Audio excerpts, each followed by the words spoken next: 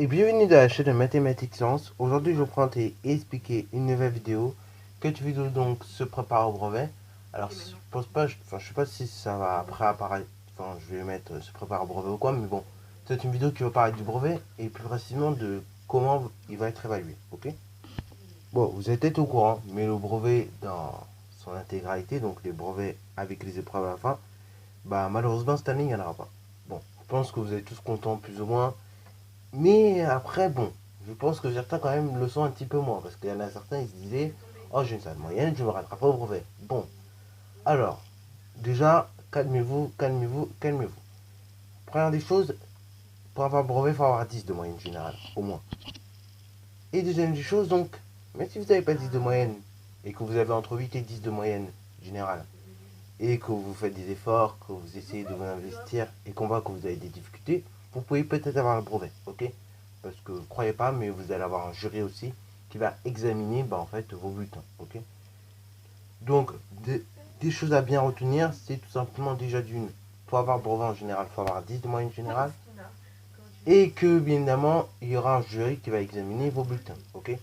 Alors bon, le risque, bien évidemment, c'est de se dire, j'ai une bonne moyenne générale, et du coup, je vais plus mettre à travailler, je vais rien faire. Oui, c'est un gros risque, je vous l'assure. Et là, je vais mettre dans la tête de ceux qui ont déjà calculé, ceux qui ont plus de 15, ceux qui ont 15 de moyenne ou plus sur les deux premiers trimestres, vous allez me dire, maintenant je ne fais plus rien. Parce que au pire aller, j'aurai 10 de moyenne. Et donc j'aurai mon brevet. Je vous comprends, mais bon. Il faut bien évidemment rester assidu et bien veiller tout simplement à travailler comme il se doit. Ok? Parce que certes, il n'y a pas de brevet à la fin, mais va falloir quand même vous préparer à la seconde, ok? Parce que la seconde, c'est pas une année facile. Enfin, j'ai regardé quand même les programmes, notamment en mathématiques, c'est pas forcément les plus simples. Donc il faut bien travailler déjà maintenant pour bien travailler l'année d'après, ok? Parce que même si vous travaillez et que ça sert à rien cette année, ça pourra vous servir l'année d'après. Donc c'est pour ça que faut quand même continuer à travailler, ok? Surtout que ceux que vous n'aurez pas travaillé cette année, vous risquez d'avoir du mal à retravailler l'année prochaine. Voilà, parce que ça va aller plus vite. Donc voilà. Et d'ailleurs, une condition qui va être très bah, en fait examinée pour avoir votre DMB et ou bien votre brevet, tout simplement, il va falloir que vous puissiez être là jusqu'au 4 juillet. Oui, je sais. Pourquoi jusqu'au 4 juillet? Parce que, en fin de compte, étant donné que pour faire un brevet, vous avez besoin de salles et de tables, de chaises et pas mal de choses comme ça, vous avez besoin de mobiliser pas mal de salles de cours. Du coup, c'est pour ça que le collège fermé et qu'après vous étiez en vacances parce que après, je vais me mettre un petit peu dans la tête des profs. Ils avaient la fin de remettre les tables et les chaises. Ne croyez pas, ça prend du temps. Donc du coup, bon, c'est pour ça que en général vous étiez en vacances une semaine avant la norme, une semaine et demie. Bon, ce sera plus le cas cette année. Vous serez en vacances le 4 juillet. Enfin, plus précisément le 3 juillet au soir.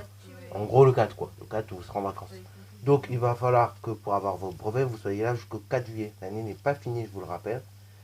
Dès qu'on va reprendre les cours, ou pas d'ailleurs, et faudra être là. De deux, si on reprend ou pas les cours, ça on ne saura pas pour l'instant. Ça sera en fonction de l'évolution de la situation. De deuxième des choses, si on reprend les cours, vous risquez d'avoir des interrogations, des contrôles. Donc là, il va falloir que vous ayez bien bossé durant le confinement, parce que tout ce que vous avez fait durant le confinement, donc, dans les différentes matières, ne sera pas revu en classe. Ok. Enfin, il y a très peu de chances en fait que vous en plus bien revoir tout ce que vous avez vu durant le confinement. Ok. Notamment, je repense là un truc qui me chagrine un petit peu, c'est l'histoire géo.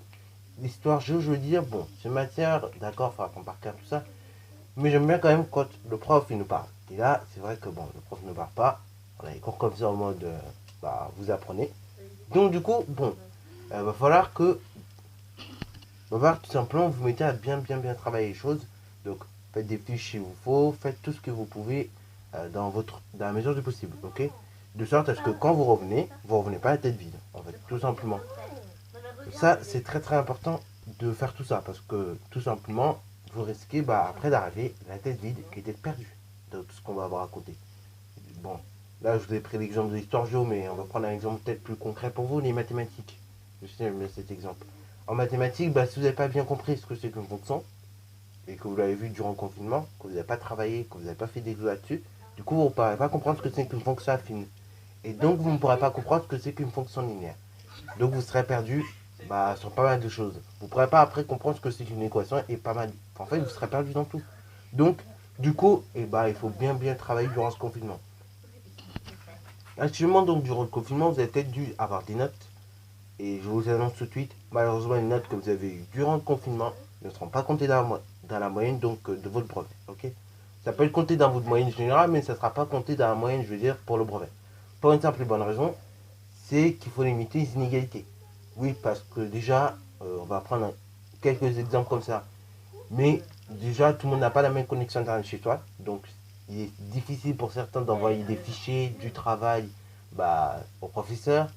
Deuxième solution, même si vous avez une bonne connexion Internet, mais si tout marche bien, et bah, vous avez des élèves qui seront plus ou moins forts dans certaines disciplines. Donc, il y en a certains élèves qui ne seront pas très forts dans certaines disciplines, que je peux comprendre d'ailleurs. Et donc, ils vont demander de l'aide à d'autres élèves, ce que je peux comprendre encore mieux. Au moins, ils ne restent pas les mains dans les poches, tu vois. Et donc, du coup, forcément, en demandant de l'aide à une autre personne, malheureusement, ça peut faire que vous aurez une meilleure note. Ok. Bon, en soi, c'est normal de demander de l'aide, mais parfois, on peut également vous demander de tricher. Enfin, vous allez devoir tricher ou des choses comme ça. Donc, du coup, pour limiter un petit peu tout ça, les notes, malheureusement, ne seront pas comptées. Même si je sais pour certains, pour beaucoup, en fait, ça faisait augmenter de ouf la moyenne générale. Hein. Il y en avait, ils avaient 8, ils se retrouvaient avec 13. Bon, c'est un truc de ouf. Bon, par contre, au niveau donc des moyennes, les notes que vous aviez avant le confinement, ou genre les contrôles que vous avez passés avant le confinement, mais juste les profs, ils ont mis les notes durant le confinement, elles vont compter. Les notes que vous avez eues également, donc, bah, que vous aurez en revenant au collège, pardon, pour effectuer éventuellement un troisième trimestre, pareil, contrôle dans la moyenne, et donc pour le brevet. Également, je vous rassure, pour le brevet, on compte les 3 trimestres, ok. Donc vous avez peut-être une chance de vous rattraper. Pour cela, bon, vous pouvez vous aider vous-même, donc aller sur internet, chercher des sites, des chaînes pour vous aider, ok. Vous pouvez faire éventuellement soit faire des fiches, soit emprunter des fiches de différentes personnes pour vous aider un petit peu à travailler, ok. Et bien évidemment, bon, personnellement sur ma chaîne, je vais encore continuer à faire des vidéos pour vous les troisièmes, de sorte à ce que vous puissiez encore travailler, ok. Je sais que je vais encore faire des vidéos exercices type brevet, mais bien évidemment, ces exercices type brevet peuvent vous aider éventuellement si, bah, quand on va rentrer, vous aurez un brevet blanc, ok. Parce que oui, c'est pas sûr, mais peut-être quand vous allez rentrer, vous aurez un brevet blanc. Donc, il faut s'entraîner quand même. Et puis de plus, ces vidéos ne serviront peut-être pas à vous, mais elles serviront à d'autres personnes pour l'année prochaine ou l'année d'après. Voilà, bon, c'est tout pour cette vidéo. Donc, j'espère qu'elle vous aura plu. N'hésitez surtout pas à la liker, commenter et bonne instant en mathématiques.